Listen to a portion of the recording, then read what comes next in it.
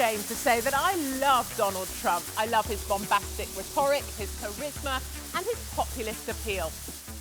The presidential hopeful understands the fears and aspirations of ordinary people.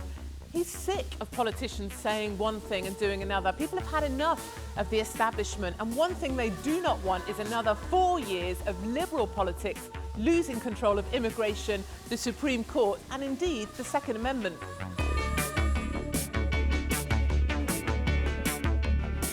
Donald Trump shares people's fears of terrorism. Of course, his ban on Muslims was never going to work, but he does understand that a loving and promoting multiculturalism right now is not what people want to hear. Donald Trump's had a tough few weeks. Pussygate was definitely a setback. His comments were lewd and crude, but you know, I think we need to keep things in perspective. Girls, girls, girls! But frankly, what people do in private is none of my business, or yours, or theirs. It would be a cruel irony if the very thing that sees Trump lose the White House is the fact that he has human flaws just like everybody else. And frankly, I'd rather deal with Pussygate than Hillary in the White House.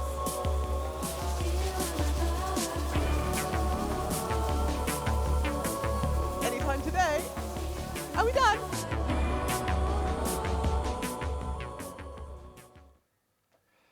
And thanks there to the cheerleaders from Zoo Riot London, who, just like the BBC, are impartial in the outcome of the American and, of course, all other elections. Katie Hopkins, welcome. Thank you. Now, you say that Mr. Trump was a bit lewd and crude, but you say what people do in private is their own business.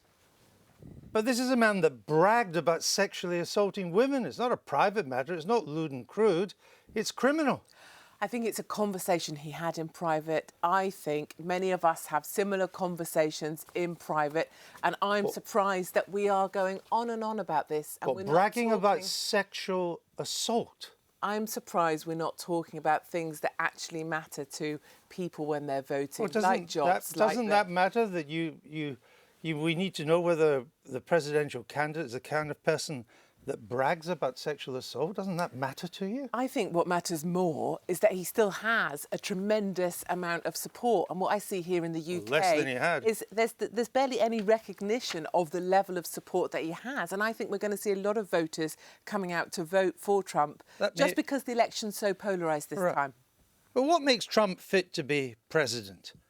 He says he would carpet bomb areas controlled by ISIS. That's a war crime.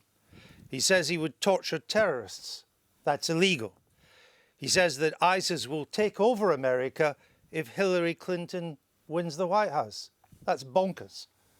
So what makes him fit to be president? In my personal opinion, I think he's saying the sort of things people now want to hear. He's talking about tough controls on immigration, which people want to hear. He's talking about sorting out terrorism, which people want to hear. And he doesn't shy away from hard truths. And people want to hear that stuff. How come he's so popular? If he's so bad, how come he has such a following? And how come he is the as I say, it's in candidate? decline the more people get to know about him. So you think that a man who brags about sexual assault and is in favour of carpet bombing innocent civilians, because that's what happens when you carpet bomb, is fit to be president? I think if you listen to the other side of this, which would be Paul Ryan from the Speaker of the House, he said women want to be championed and revered. I do not want to be championed. I'm not some kind of But I assume you don't want to be sexually assaulted either. I don't want to be revered either. Revered is one step away from being embalmed in oil. I do not want to be any of those things. Women are a lot stronger than people are giving them credit for. You think? We are not eternal victims. Let me try. And I wish you would stop portraying but I'm not. I'm actually talking about carpet bombing as well. You are banging on about carpet bombing. Well, let's go. He's promised to throw Hillary Clinton in jail if he becomes president. That's what banana republics do. Classic moment of the second debate. He wanted to ban Muslims from entering America. Even you think we that's recognise not this. We too recognise. good. Let me go through the list, and then you can do bombastic rhetoric, which people like to hear. Well, it was his policy for a while. He said a judge was unfit to rule on him because the judge had Mexican parents. He thought a reporter with disabilities was ripe for mockery. That was his standard impression of most people, to be fair. I mean, you just created a list of all the things you dislike. No, I've listed all the things that question whether he's fit to be President of the United States. Is someone fit to be President of the United States if they don't control immigration? Is someone fit if they can't be honest about terror? Is someone fit if they can't stand up for the American people who want their jobs back? Is someone fit if they think it's OK to stand by their husband while he did all manner of lewd acts inside the White House? Is that OK?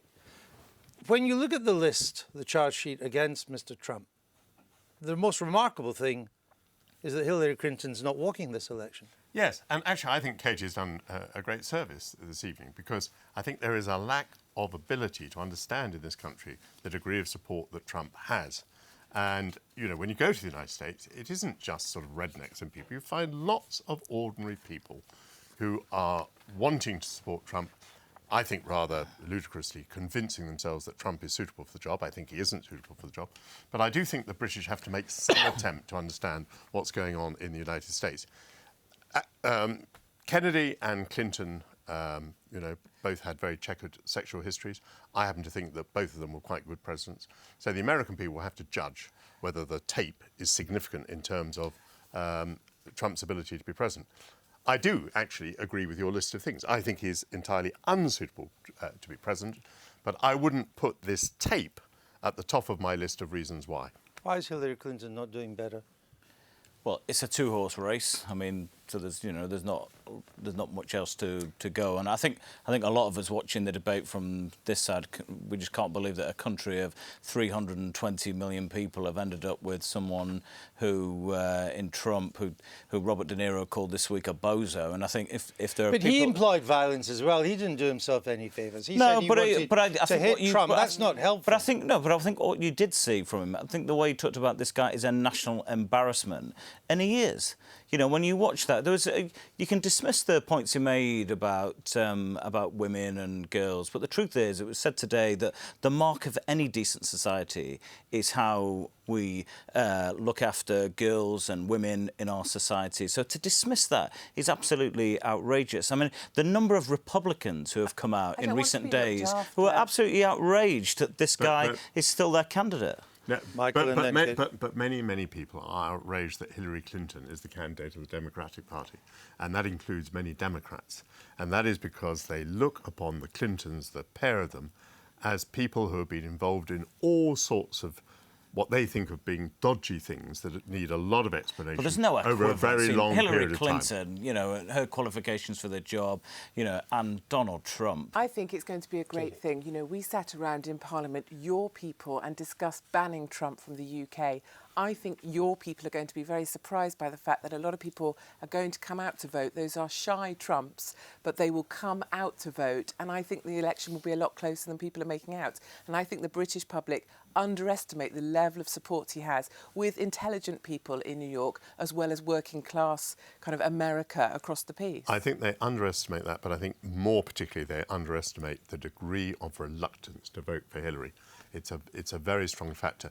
And Andrew quite rightly raises this question. How is it that if this candidate, Trump, is so monstrous, that Hillary Clinton has struggled so hard to get ahead of him? And really, it's only the tape in the last week that's given her a fairly clear lead.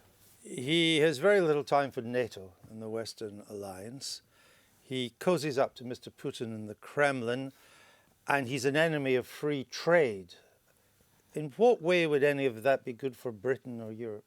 I think having somebody who's actually achieved things in the world outside of politics. Do we want another 30-year career politician? Do we want someone else from the establishment? He has a track record of being able to get things done. He has a strong family. Every business he's run has gone bust. The casinos in Atlantic City went bust. The Trump University went bust. Trump Airlines went bust. I think you're far too dismissive of Trump, Andrew. I think you've already made your mind up about the gentleman. I'm just probing you to find out what's how about the only thing he's ever made us. Foundation? The only thing, Clinton. If someone was here defending Mrs. Clinton, we would be asking about that. But we have somebody defending Mr. Trump, so I put the contrary case. And nobody thought. The only thing we know about him is that he did a tax return in which he lost £900 million. No, he used the tax system efficiently to offset future tax, and therefore he would do what any normal person would do, is not pay more tax than he's required to. I would do that here in the UK. I do that here in the UK. But what's the evidence that he gets things done? The evidence is he's built a business empire that has been successful. Politicians don't achieve that. Hillary Clinton does not have a track record of achieving things, as you would recognise. And I think... She's not a successful Secretary of State? I don't believe she's a successful Secretary of State. What did she do wrong? If we look at her email case, for example, she's continuously lied about Well, that. If we look at Benghazi... All Americans are talking about Benghazi.